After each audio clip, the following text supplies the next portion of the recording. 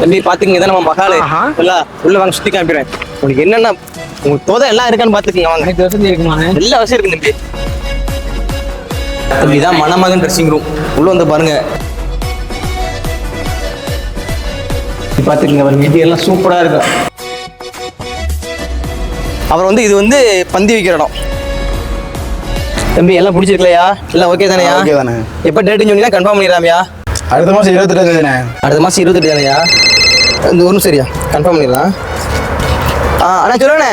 அண்ணா ஒரு பெரிய ஆர்டர் ஒன்று இருக்குண்ணே. பண்ணிடுவோண்ணே. சரிண்ணே நம்ம அதெல்லாம் ஒன்று வச்சா சூப்பராக பண்ணி கொடுத்துருவோம். என்ன டேட்ண்ணே? அண்ணா மே 28ண்ணே. மே 28? ஐயோ அண்ணே நம்ம இப்போதான் பசங்க மே 28 கன்ஃபார்ம் பண்ணாங்கண்ணே.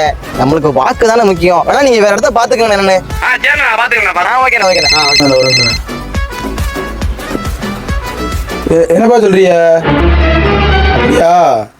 சரிப்பா அந்த வரேன்ப்பா. தம்பி தம்பி தம்பி எங்கேயா போறியா சொல்லிட்டு போங்க.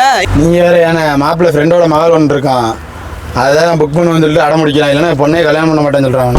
என்ன தம்பி இப்படி சொல்றிய? நாங்கள் என்ன பண்றது, சொல்லிட்டாப்ல பார்த்துன்னு வேற ஏதாவது ஃபிக்ஸ் பண்ணிக்கோங்க.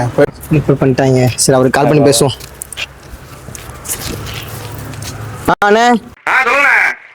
என்ன சொன்னீங்களே ஃபங்க்ஷனு கன்ஃபார்ம் பண்ணிடுவானே? ஐயோ இப்போதானே ஒருத்தர் மாத்தி விட்டேன். நாம் யாருக்கு என்ன தீங்கு செய்தோம்? நமக்கு மட்டும் ஏன் இப்படி எல்லாம் நடக்கிறது?